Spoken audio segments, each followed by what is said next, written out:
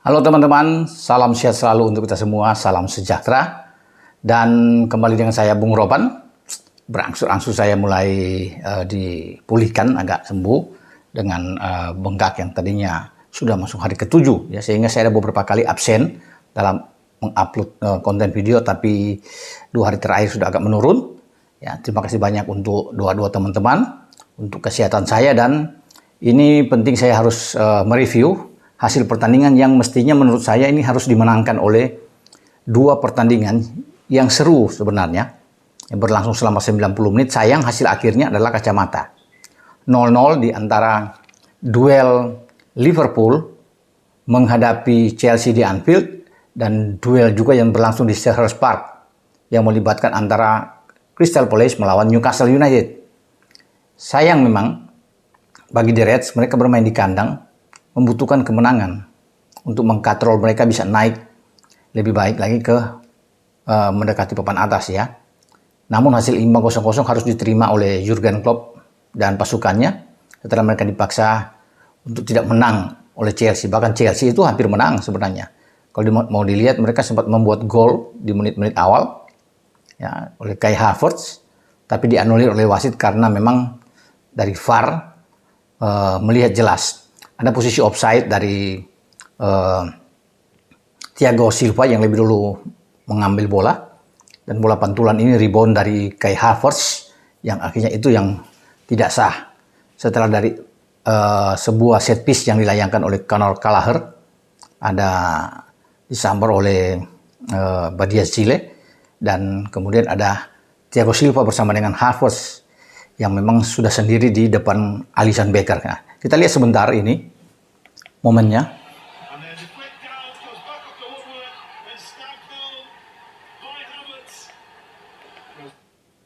Nah, ini posisi offside ya, yang terlihat sekali ketika Badiashile mengumpan bola, karena memang antara Silva dan Havertz sudah masuk. Ini orang terakhir Liverpool adalah James Milner dan Alisson Becker, sehingga wasit melihat ini untuk tidak disahkan alias offside. Itu yang terjadi ya. Kita lihat ini dia.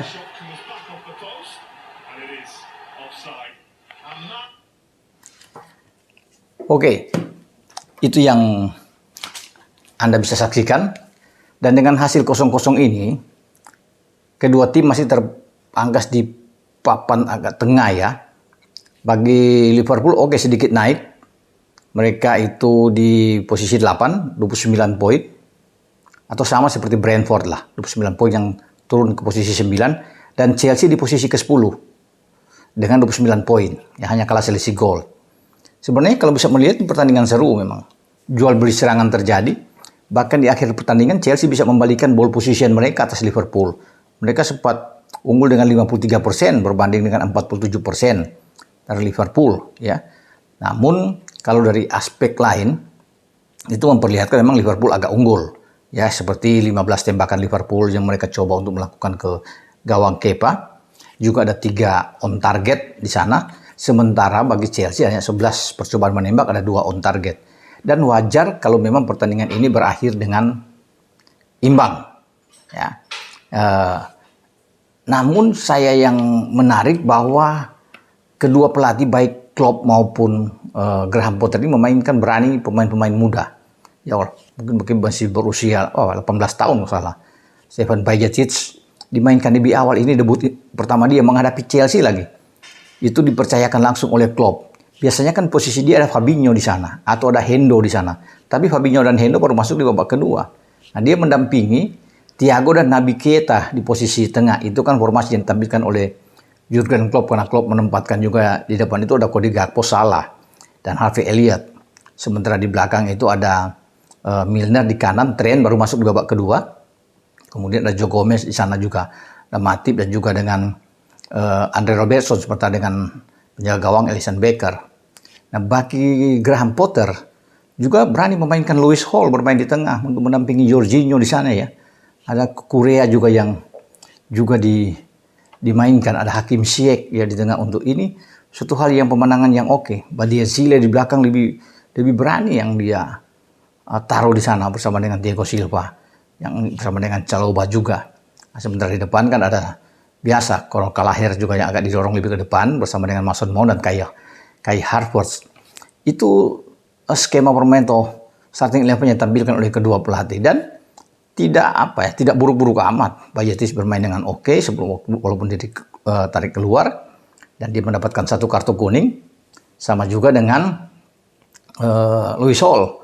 Walaupun Luis Hall ini juga keluar di menit ke-55 dan digantikan oleh pemain rekrutan anyar terbaru aja dari Chelsea, Mikhailo Mudryk. Nah, masuknya Mudryk ini pun saya pikir oke ya. Sangat menjanjikan bagi Chelsea dengan pemain baru mereka ini. Artinya walaupun dia hanya bermain mungkin tidak lebih dari 40 menit ya. 35 menit ya di lapangan dia bermain setelah masuk menggantikan Luis Hall. Tapi ada 1-2 peluang yang dia ciptakan dengan bagus. Dia berani dengan skill individunya, dribblingnya bisa masuk ke dalam kotak penalti, bisa melewati 2-3 pemain Liverpool. Masih bisa menembak walaupun off target. Artinya ini keberanian pemain yang masih baru ini di debut dia bersama dengan Chelsea. Ini bagus, apalagi lawan yang dihadapi adalah Liverpool. Dan ini di Anfield. Tapi tidak ada rasa takut bagi dia. Tidak ada rasa minder bagi seorang Mudryk untuk bisa bermain bersama dengan Chelsea menghadapi tim sebesar Liverpool. Dan itu saya bilang sangat menjanjikan karena potensi dia bagus ya, bisa bermain, bisa membantu juga serangan-serangan Chelsea. Ini pemain yang didatangkan dari Shakhtar Donetsk ya, dengan biaya 70 juta euro yang mungkin masih bisa berkembang sampai di 100 juta euro jika berhasil membawa Chelsea dengan prestasi yang bagus pada musim yang akan datang tentunya. Tapi untuk dia dengan 70 juta euro aja sudah bagus untuk pembelian pemain seperti dia untuk bermain di Chelsea. Ini luar biasa. Kita akan tunggu perkembangan anak ini bersama dengan Chelsea. Namun Chelsea perlu perjuangan ya bersama dengan Potter untuk bisa menembus 4 besar. Saya pikir semakin kecil peluang, agak berat. Termasuk dengan Liverpool juga yang harus berjuang keras untuk bisa mencapai 4 besar, tidak mudah. Bahkan mereka harus sudah siap-siap untuk ikut paling tidak di Liga Eropa saja. Itu sudah paling bagus buat mereka. Karena kan ada 3 tim lainnya yang sebagai kuda hitam yang bisa mengganjal mereka. Itu Fulham, Brighton, dan juga dengan Brentford.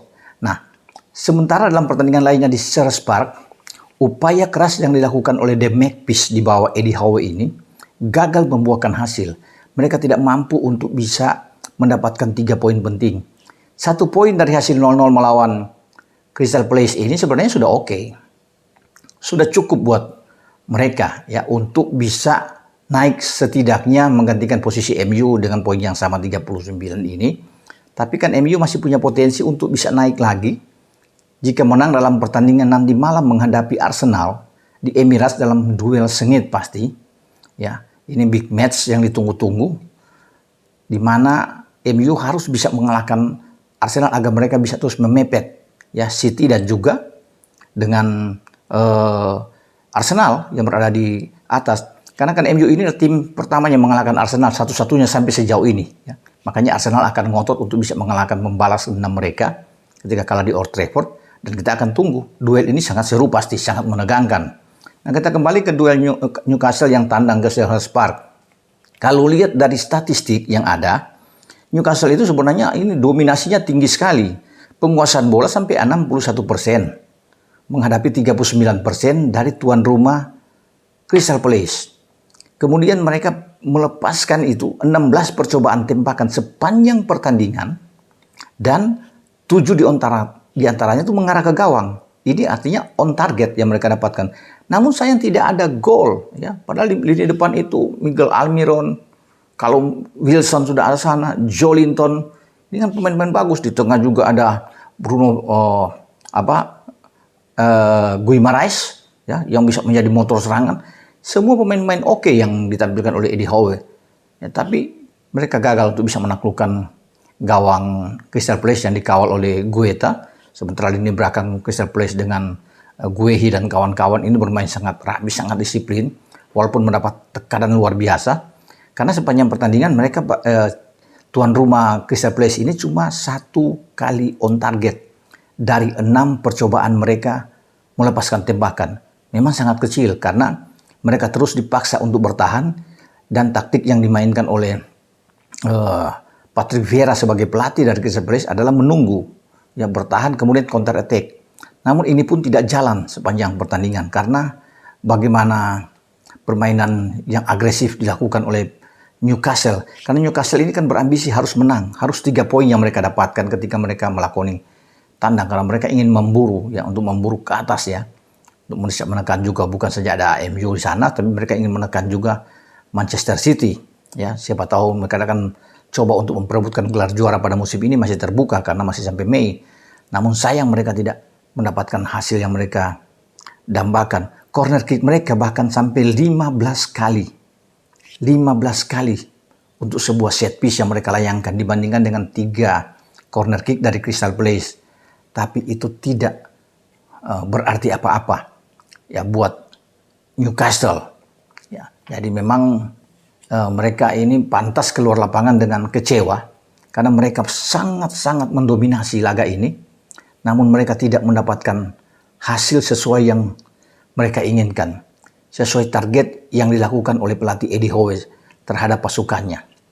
Itu yang membuat mungkin mereka ini sampai mungkin tidak bisa tidur karena itu terlalu tinggi, ya, perbandingan statistik mereka dalam laga ini. Tapi banyak peluang yang tercipta, tidak bisa membuat sebiji gol pun, ya, sepanjang laga. Nah, kita akan tunggu nantinya untuk pertandingan-pertandingan yang akan datang, tapi yang pasti nanti di next video ini kita akan coba untuk mengulas tentang duel antara Arsenal menghadapi Man U yang pasti sangat seru, di mana saya juga diundang di R66 nantinya untuk bisa membawakan live reaction dalam pertandingan nanti malam ini. Oke, sampai di sini review saya dari 2 pertandingan menarik sebenarnya, seru, ya, dengan jual beli serangan yang terjadi, tapi tidak ada gol sama sekali dalam 2 laga tersebut. Liverpool 0, Chelsea 0, Crystal Palace 0, dan Newcastle 0. Sampai di sini dengan saya, Bung Ropan. Ciao.